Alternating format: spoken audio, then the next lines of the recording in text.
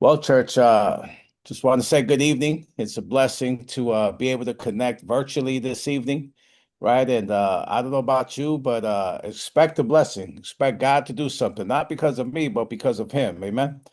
And so the title of today's message is Heaven is Ready. The question is, are we?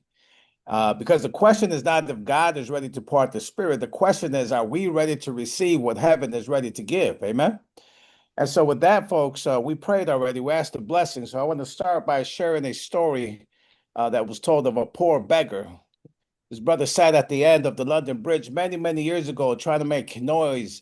Well, he was making noise, but he was trying to make music on an old violin. But if we tell the truth, he wasn't really trying to give a concert. He was trying to survive. He was hoping that maybe, just maybe, somebody passing by would drop a coin into his case, but nobody stopped. Because again, that sound from that violin was rough, off key, all screechy, scratching, and it's the kind of sound that made people keep walking faster. And his face showed it. Poor brother was tired, discouraged, defeated. Then suddenly comes a well-dressed stranger, right? This brother was well-dressed. He passes by, but he stops. He pauses, turns around, comes back, and he stands there listening. The old man lifted his eye. Brother was hoping for a coin. But instead of giving him money, the stranger asked for the violin. Now, watch this. Those stiff fingers let the violin go, and those skilled hands picked it up. So his brother tuned it, adjusted it, lifted it, and his brother began to play it. And so as he played, everything changed, brothers. People stopped, heads turned, the crowd started. That started small was growing, growing, and growing, and the music was irresistible. Coins started falling one after another, after another, after another, after another. You get the point, right? The same violin, same string, same instrument, but a different hand. Amen. And so the word began to move around the crowd, and they're like, it's the hand of the master. Y'all, it's the hand of the master. It's Niccolo Paganini playing on the beggar's violin. And so, church family, I need you to hear me tonight. The violin didn't change, the hand did. Amen. And the truth, if the truth be told, some of us are asking God to change our lives while we're still trying to hold on to control. But when the Holy Spirit takes control of the man, the woman, the church, he can make holy music out of broken lives. Can I get a witness? He can turn old noise into a witness, confusion into clarity, and weakness into power. And so I came to say tonight that God is not lacking power. Oh no, he's just, and not only is he not lacking power, he hasn't broken a promise. Amen. And so again, friends, the issue is not whether God is ready. The question is, are we? I want Mm. to invite you to turn in your Bibles or just listen along here. Matthew chapter 24:14, and then I'm going to jump over to Romans 9:28. And let's use the benefit of what we have here. And let me see if I can put it in the chat so that y'all can read along. And so I'm reading from the Bible in the book of Matthew, chapter 24, verse 14, and listen to God's word. It says, and this gospel of the kingdom will be preached in all the world as a witness to all nations, and then the end will come. For he will finish the work and cut it short in righteousness, because the Lord will make his short work upon the earth. So, church family, God has already declared the outcome. Amen. The gospel is going to go forth, the work is going to be finished. Jesus is coming again. Amen. And, church, he's not coming for a weak church. Oh, no. He's coming for the body of the Christ, and our Savior is not weak. And so he's not coming for a weak church. He's coming back for a spirit filled people. Mhm. And so Sister White reminds us in the book Last Day Events, page 11. And I'm going to put it in the chat there for your reading pleasure. Listen to what we're told here, Last Day Events, page 11. Great changes are soon to take place in our world, and the final movements will be rapid ones. Brothers and sisters, if that was back in 1909, somebody help me now. Where does that put us now? We're not close, right? We're not almost there. Brothers, we're right there, right there. That means, brothers and sisters, that this is not the time to play church. This is not time to be halfway in the church and halfway in the world. Amen. And so this is not a time to be casual about our walk with Jesus Christ. Friends, we're living in the very moments that prophecy has been pointing to all along, which means we're not waiting on prophecy, brothers and sisters. Prophecy is waiting on us. Amen. And so again, friends, I must ask, God is ready, heaven is ready. The question is, are we? If we think about what's transpiring in our world, we think about uh, what we encounter as believers in Jesus Christ, we are warned, right? In Revelations 12:12, we're told, and it's there in your chat, this says, woe to the inhabitants of the earth and the sea, where the devil has come down to you, having great wrath, because he knows that his time is short. Our church family, because the devil knows his time is short, guess what? This brother is working overtime, not just out there in the world, but even in the church, in our lives, through distraction, through division, through deception. And so let me ask you plainly, brothers and sisters, who are you going to serve? Because God's trying to build up his church there in San Antonio, and he's trying to build up my church out here in Grand Prairie, right? In the DFW. But guess what? The devil's going to try to break down what God is trying to build up. So I need to say it straight. If the devil doesn't get you to leave the church, guess what? If he can't get you to leave, he's going to make you become a burden in the church. Well, preacher, how do I become a burden in the church? When you're draining people, that's how. When you're criticizing the pastor, the elders, the church leaders, right?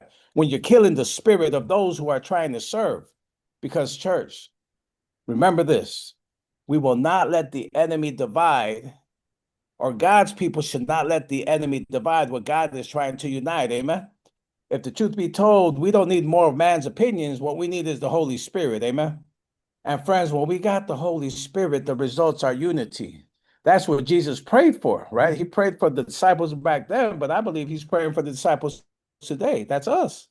We're told, behold, how good and how pleasant it is for the brethren to dwell together in unity. Because where there is unity, that's where God commands the blessing. And so, friends, let me say it plain. We've got to choose whose side we're on. I don't know about you, but I like to be on the winning side. Y'all like doing pickup games, pickup basketball and always lose and lose and lose? Probably not.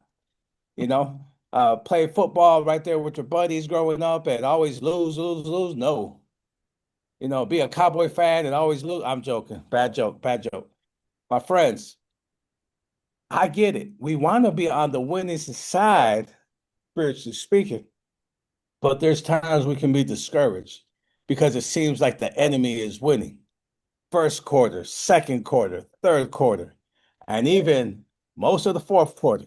It's like them Chicago Bears, right? They got this kid named Caleb Williams. It looked like they about to lose again out of nowhere, right? Touchdown, wins the game. And so, friends, the good news, right? Bringing this application, spiritually speaking, it looks like this world is a mess. It looks like our churches are a mess. We're like, what in the world is going on? Looks like we're losing, even in the fourth quarter. But friends, let me tell you something. The game's already been decided, amen?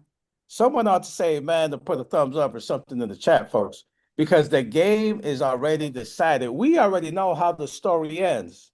Revelation 17:14 says, these will make war with the Lamb, and the Lamb will overcome them. Folks, if you're on the Lamb side, you're on the winning side, amen? Why? Because he is Lord of Lords and King of Kings. So, church, the Lamb wins. So we need to stand on that promise, right? That's found in 1 John chapter 4, verse 4. And I love this verse. And it's a reminder, something that we ought to keep to memory. 1 John 4:4 says, he who is in you is greater than he who is in the world. Friends, in Christ, we got greater power, greater authority, greater victory because of Jesus working within us, right? So yes, Team Jesus wins, so you better choose the winning side. But hear me carefully. You're not just automatically on Team Jesus. You got to choose Team Jesus, right? You got to repent from your sins. You got to ask God to give you victory to turn away, right? We need to walk it like we talk it, and some young people, they see it. Some of our children not in the church because of the way mom and dad act at home.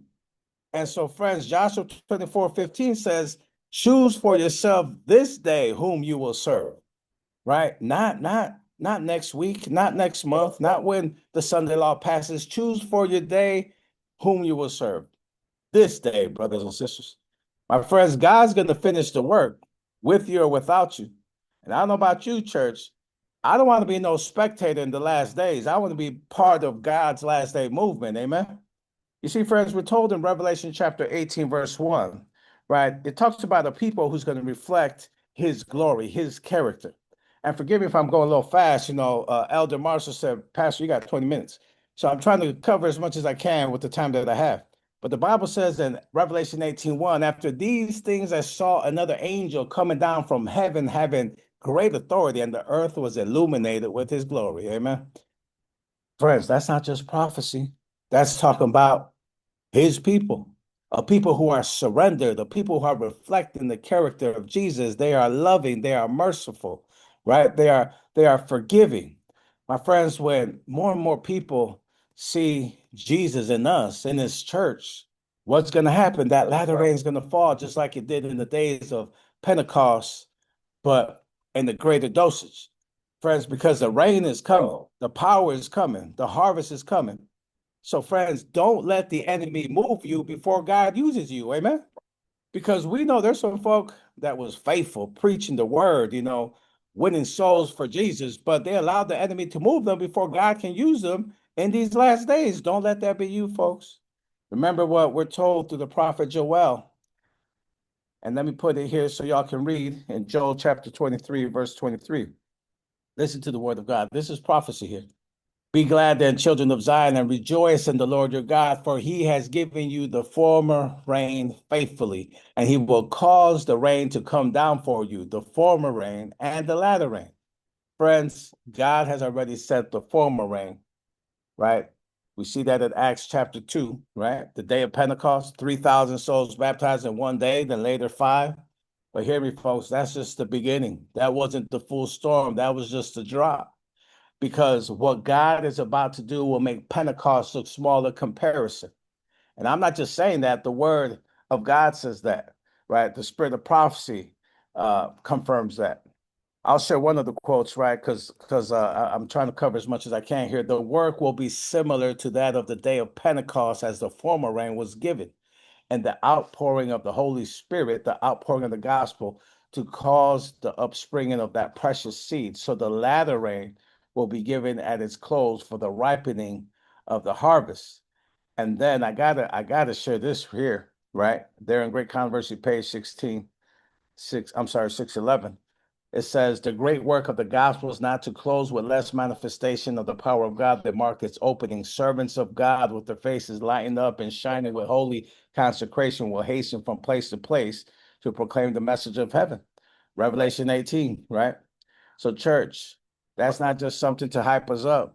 I'm quoting for the testimony of Jesus. Amen. This is the Lord speaking to his people through his servant. That means that the greatest display of God's power is not behind us in Acts 2, it's in front of us in our lifetime, in our children's lifetime. Folks, what a time to be alive. What a time alive to be a part of God's remnant church. What a time to be available for God that he may use us. But here's the real tension. Here's the question. If God is ready to pour out the Holy Spirit in full power, why hasn't it happened, brothers and sisters? What is God waiting on? What is holding back the revival, delaying the latter rain? What is stopping the fullness of the Holy Spirit from falling?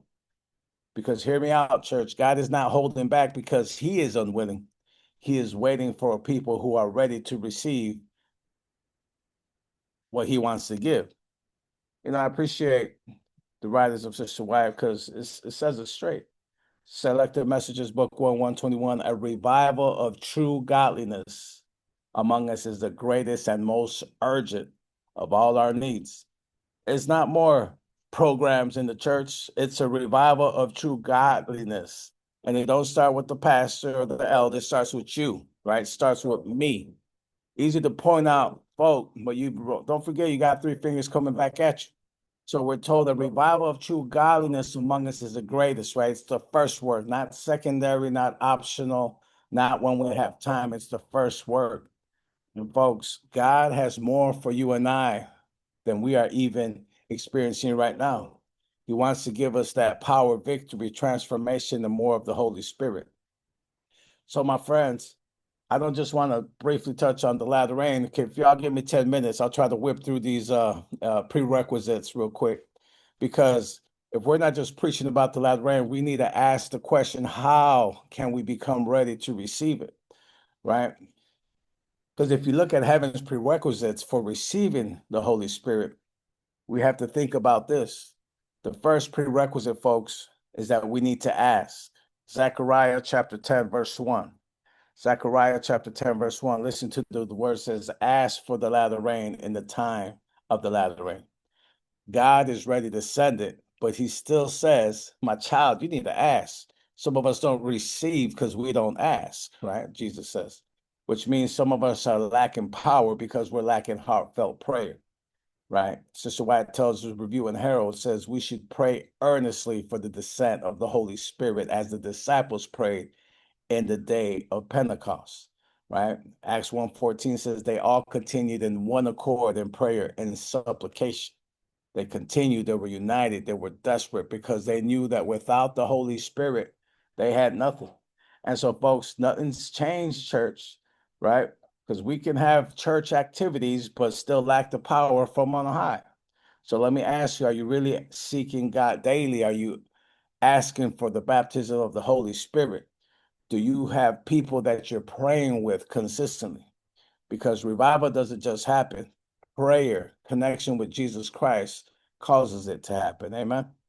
And so, folks, that's the first prerequisite to receiving the Holy Spirit. And so, friends, I'm gonna bounce around a little bit here. My time is coming up, and I apologize. I just want to share. I need to share this, right? That God doesn't just pour His Spirit on praying people. He pours his spirit on surrendered people, which brings me to prerequisite number 2 for receiving the Holy Spirit. You need an undivided heart. Now, I can hear somebody say, Preacher, what does that mean? An undivided heart is a heart that's all in, right? That's not cuddling sin. That's not halfway, not sometimes. It's when in Sabbath you sing, I surrender all, but in reality, you just surrender some. So God wants you to be all in, right? It's a heart that says, Lord, whatever you want, if that's what you want, that's what I want. It's a mindset fixed on doing God's will, not your feelings, not your preference, not what the majority says, but God's will. And so, my friends, is it God's will for you to read his word daily? Absolutely. Is it God's will for you to pray, to serve, to reach the least of these, to reach souls, to share the gospel? Absolutely.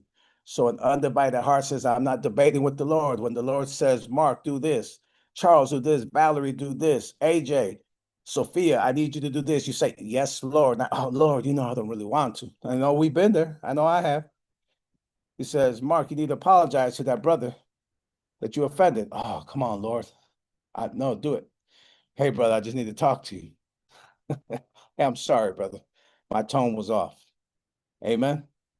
We need to be willing to do what God is asking for us, my friends. And it's not easy, but God enables us to do it. Amen. And so, my friends, I want to remind you that we are to live a life as Jesus did, right? You want to know what an undivided heart looks like? Look at Jesus. Jesus says, not as I will, Lord, my Father, but as you will. Not my way, not my plan, not my comfort. Thy will be done. And so, my friends, you can still not have an undivided heart, but still not have a surrendered heart. But as you read God's word, he begins to shape you, which brings me to the third prerequisite to receiving the Holy Spirit. It's filling your mind with the word of God, because the same spirit that inspired the Bible, right, is the same spirit that speaks to you when you open it up. Amen. Matthew 4:4 says, man does not live by bread alone, but by some of the words that proceed out of the mouth of God. Is that what it says? No, it says every word, folks. But yet, many Christians treat the Bible like it's a buffet, right? I just want this section in the New Testament, or I just want this section in the Old. No, it's all the Bible, not some of the word, but every word. Amen. And why? Because John 6:63 says, the words that I speak to you are spirit and they are life. So, folks, if you want more of the Holy Spirit, you need more of the word in your life. because you cannot be spirit filled and empty on the word. And the Holy Spirit doesn't bypass the word, he works through the word. Amen. So when the word fills your life, you're eating the word of life, the Holy Spirit fills your life. And then you'll be guided by the word, instructed, empowered, sanctified by the word, and of course, transformed by the word. And so, my friends, here's the truth. You can be praying, you could be in the word and still block the spirit if there's something in your heart that you refuse to deal with. Because here's the truth. You can be praying in the word, blocking the spirit because you're refusing to deal with what God has told you to deal with. Which brings me to point number 4, prerequisite to receive the Holy Spirit. You need to put away all dissension, strife, division, unforgiveness, because the Holy Spirit does not dwell in a divided heart. If I say it plain, you can't be filled with the Spirit while holding on to conflict. The disciples learned the hard way, right? They were arguing about who's the greatest. And as they did that, there was no power. They were competing, jealous, offended. And when that happened, there was no outpouring of the Spirit. But Acts 2:1 says that once they were in one accord, right, in one place, one heart, one mission, they were not just in the same room. These brothers were on the same page, different personalities, yet united spirits. And that's when the Holy Spirit fell upon them. So, church, the blessing didn't come until division left. Amen. So let me ask you, and I want you to be honest, is there something that you're still holding against somebody? Is there a conversation you've been avoiding? Someone might be in this chat and you know you don't really greet them like Jesus would want you to greet them, right? Is there a wound that you keep replaying in your mind? Because that wall between you and them might be that same wall between you and the Holy Spirit. So hear me. You don't have to feel like you're forgiven. You don't have to feel like you want to forgive in order to choose to forgive, because forgiveness is not a feeling, it's a decision that you make with God's help. A decision says, God, I release it so you can release your power within me. Amen. Because watch this, when you let it go, you make room for the Holy Spirit to flow. Amen. But remember, God's not just looking for a praying people, surrendered people, unified people. He's looking for a people that's willing to be used, which brings me to the 5th and final prerequisite. Folks, you've got to work for the salvation of others, right? I hear folks talking about, yeah, I'm a third generation Seventh Adventist. Brother, you ain't won third, you ain't won 3 souls in 30 years. What you bragging about being a third, 3G? Come on now. If you want the Holy Spirit, you need to be willing to work for the salvation of others. Not just receive, but receive. Not just receive, but release. Amen. Not just be blessed, but be a blessing. Because the Holy Spirit was not given just to make you feel something, He was given to help you do something. Amen. Acts chapter 1, verse 8. I got to put this in the chat. I know you guys have read this. The Bible says, but you shall receive power when the Holy Spirit has come upon you, and you shall be my witnesses. Power for purpose, power for witness. So let me ask you plain, why would God pour out power on people who have no burden for the souls he's trying to save? Why would God give you holy boldness when you don't even plan to speak about Jesus? Why would he fill you if you don't plan to pour out? So, church family, some people are waiting for the latter rain, but God is waiting for laborers. And so we need to remember, church family, it's time, not later, not someday, not when they talk about passing the Sunday law, but now. Hosea chapter 10, verse 12, we're told this, and I'm bringing this to a close. I appreciate your patience. AJ Marshall probably never gonna invite me again because I went over time already. Sow for yourselves righteousness, reap in mercy, break up your fallow ground, for it is time to seek the Lord till he comes and rains righteousness on you. Do you catch that? Break up that ground. That means deal with your heart, because God's ready to send some rain, amen. But he's looking for some soil that's ready to receive it. So let me ask you, church, as I bring this to a close, do you want to be filled with the Holy Spirit? I'm not just talking about hype, I'm not talking about emotion. I'm talking about power, real power, heaven sent power, right? If you desire that, folks, I want you to give me a thumbs up, raise a hand, do something. But remember this, before you count the cost, this is commitment. You need to be willing to ask God for the Spirit.